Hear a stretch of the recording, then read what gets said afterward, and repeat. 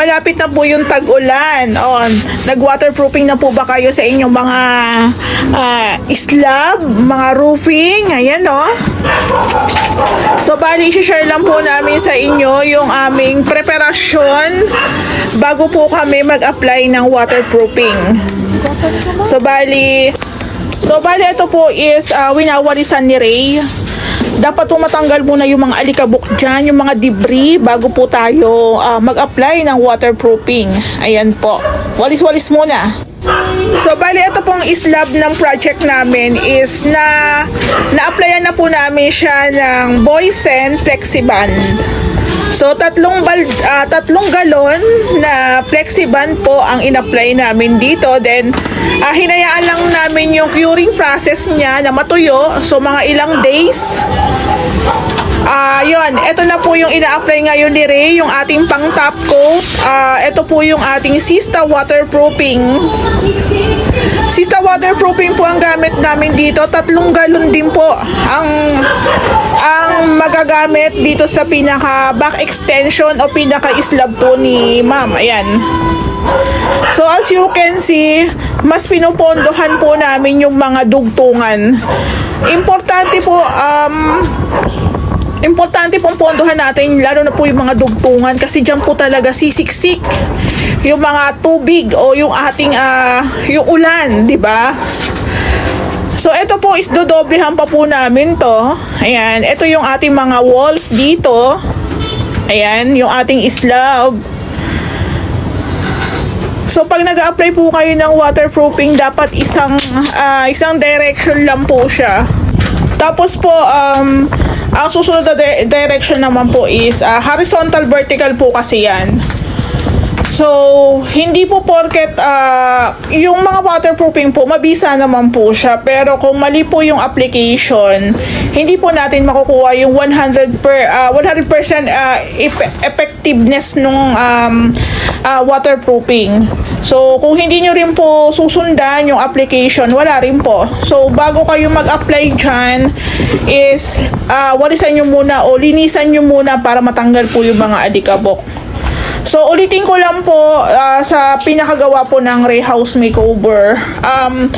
Lahat po ng mga projects namin na ginagawan, ang pinakaunang ina-apply po namin waterproofing dito is Boysen Flexiband po. 3 galon po kasya na dito sa Angeli SF.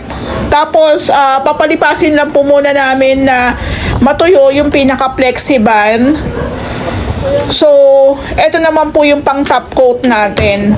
Sista Waterproofing. Ayan po. So, iisipin nyo, may Flexiband na meron pang Sista Waterproofing. I-share lang po namin kasi na-experience na po namin yung sa mga gawa namin. Before po, Flexiband lang po yung ginagamit namin. Katagalan, napapansin namin, minsan malakas po yung impact ng ulan. Para po siyang nawawash out.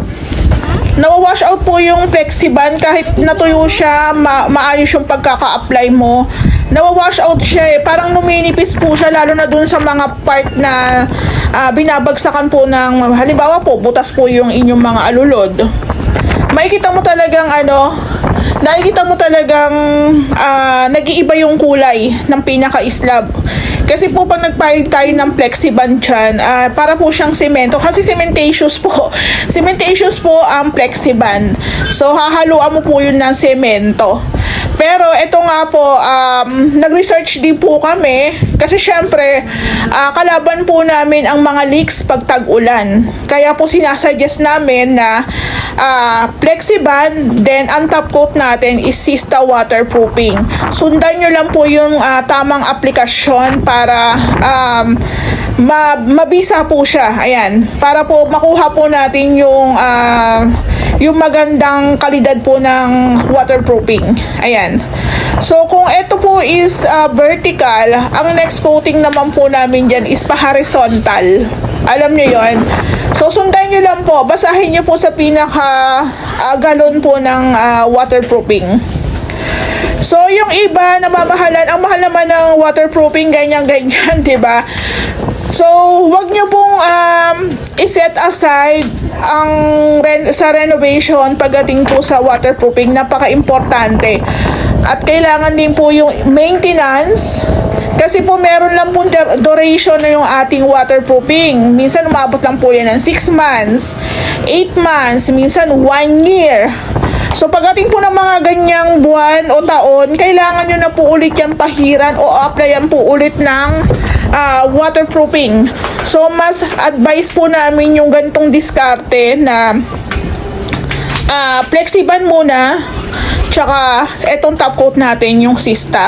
Kung mapapansin nyo, inuuna po nila yung mga dugtungan. Kasi, pag umagos po dyan yung tubig, sisiksik po yan sa mga gilid. Usually, di ba, may mga hairline cracks po yung mga dugtungan. Kaya, doon po talaga yan namin pinupondohan.